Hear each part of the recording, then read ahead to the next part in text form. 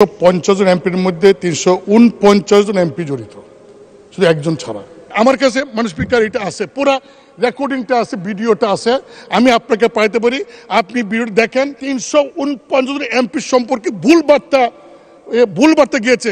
দুঃখের সাথে একটি বিষয় আপনার দৃষ্টি আকর্ষণ করছি, যে বিষয়টা বলবো সেটা আপনিও জড়িত, সংসদ নেতা জড়িত।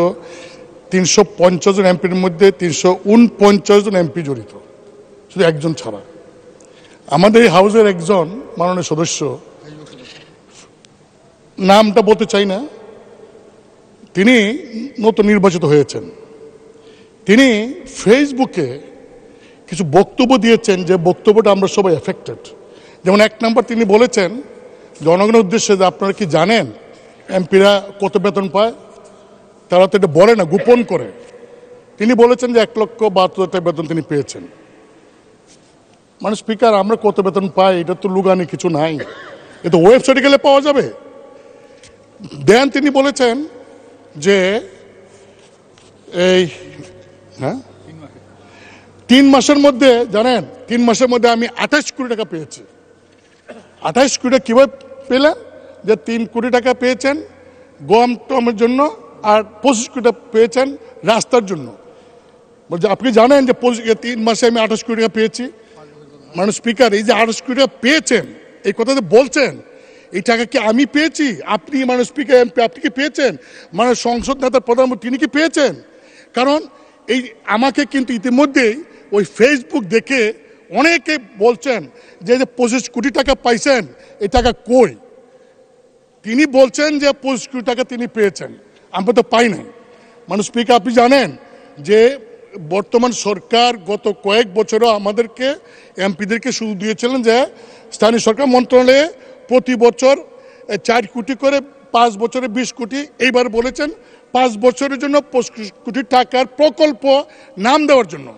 মানে স্পিকার, আমি ক্লিয়ার বলতে চাই যে আগামী 5 বছরে আমরা কয়টা প্রকল্প করব, নাম দিছি আমরা, টাকার সঙ্গে তো আমার কোনো সম্পর্ক নাই। এই আমরা নাম দেই, এলজিডি তারা সার্ভে করে, তারা টেন্ডার করে, তারপরে তারা কাজ করে, বাস্তবায়ন করে। কিন্তু মাননীয় সদস্য যেভাবে বলছেন যে আমরা 25 কোটি টাকা আমরা পেয়েছি, শুধু তাই না, তিনি আরও বলেছেন যে এমপি যে তো লাভবান, যদি আগে জানতাম তাহলে আরও আগে এমপি তেমন তো বড় ব্যবসা। মানে স্পিকার, আমি আপনাকে বলছি, কারণ আপনি হলেন এই সংসদের গার্ডিয়ান। আমাদের কোনো সদস্য যদি এমন কোনো কথা বলে, যে কথায় প্রধানমন্ত্রী মানে স্পিকার সহ 349 জন এমপি সম্পর্কে মানুষের কাছে ভুল বার্তা যাবে, তার সস্তা জনপ্রিয়তা অর্জন করার জন্য যদি এই ধরনের কথা বলে ভুল বার্তা যায়, সেই বিষয়টা আপনি দেখতে পারেন। মানে স্পিকার, কিছুদিন আগেও লোকসভাতে আচরণবিধির ভঙ্গের কারণে একজন ওয়েস্ট বেঙ্গলের একজন লোকসভার সদস্য মহিলা, তিনি প্রশ্ন করেছিলেন পার্লামেন্টে, দেখা গেল এই প্রশ্নটা যে কোনো স্বার্থে বিনিময় করেছেন, তার মেম্বারশিপ নাই। আমি আপনাকে বলবো যে আমরা অনেক কথা বলবো, এখানে ডিবেট করব, কিন্তু এমন কোনো কথা বলবো না, বলতে পারি না, অধিকার আমার নাই যে আমার কথা 349 জন এমপি তাদের ইজ্জতে যাবে, তাদের সম্পর্কে মানুষের মধ্যে একটা ভুল বোঝাবুঝি হবে।